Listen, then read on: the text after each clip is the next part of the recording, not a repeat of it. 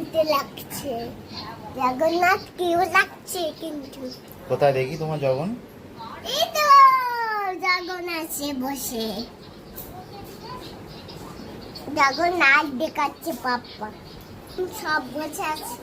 আর বলো ফুল দিয়েছে, একটু লাড্ডু দাও না, ওকে খাবে, ও খুব খিদে পেয়েছে। আচ্ছা ঠিক আছে। ও লাড্ডু দিচ্ছে ওকে, মা একটা একটা করে দেবে কিন্তু। এ না, লাড্ডু খেয়ে নিয়েছে, ও আম করে কে নেবে লাড্ডুটা।